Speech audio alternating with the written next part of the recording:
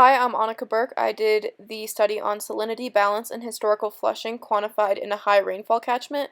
This was located in the Mount Lofty Ranges in southern Australia. Those who did this was Thomas Anderson, Eric Veslin, Ilka Wallace, and Hui de Guan. This paper summarizes the results of a 28-year-long study of how the amount of rainfall and the relationship between groundwater and surface water impact the salinity levels in two different areas.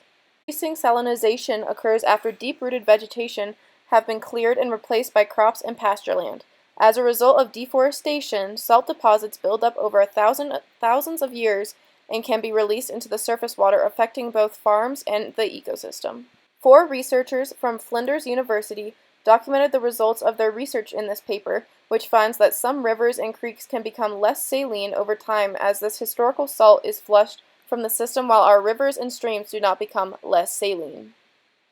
Figure C shows the Scott Creek catchment, and Figure D shows where Scott Creek and Macreath Creek are located, which are the two creeks that these researchers observed. So why do the study? So it has been proven that salinity threatens many biodiversities and farms, and this was proven by the National Land and Water Resource Audit conducted by Australia in 2001. A quote from them says, "For many farms, salinity has meant loss of productivity and income. Salinity threatens biodiversity through loss of habitat on land and in water. Areas of remnant and rehabilitated native vegetation are under threat in Western Australia, South Australia, New South Wales, and Victoria." How was the study conducted? This study was conducted at 2 different sites, Scott Creek and Macreath Creek. Scott Creek was located in an area with higher rainfall and more water flow than Macreath Creek. Every month for 28 years, the researchers monitored the level of salinity in the groundwater. They also measured the volume of groundwater flowing using a piezometer. So what is a piezometer? A piezometer is a well that is designed to measure groundwater at an exact point. In Figure 2A, it shows the pre-clearing of natural vegetation found in southern Australia, and in point B, it shows that the cleared pasture with scattered trees. In Figure B, it shows that the water table is higher up.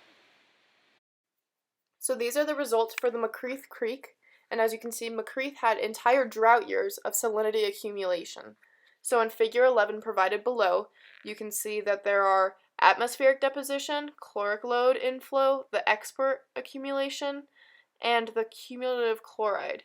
And these are all big factors of how the salinity was calculated. And these are calculated between the years 2001 to 2008. And these are the results for Scott Creek, which they came up with. Scott Creek has periods of salinity accumulation during dry months of certain years, but overall levels, all the levels decreased over time.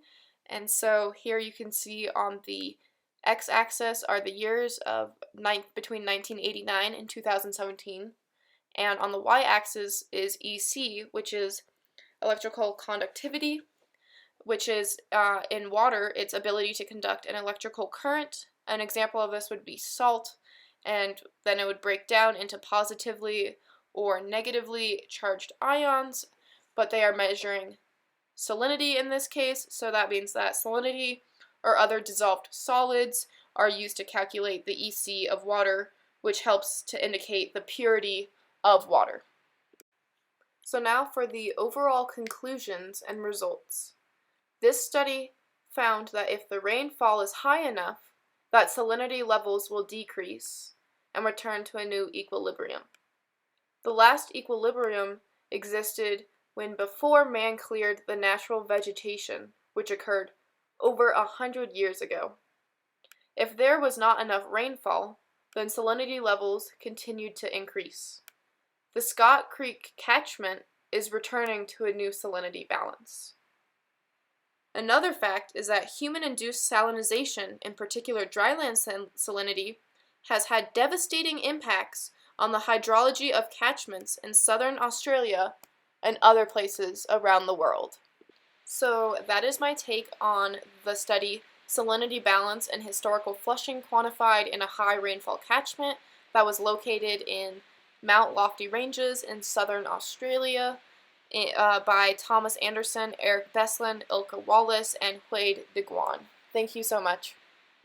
Also, feel free to leave a comment down below if you found this helpful or enjoyed it.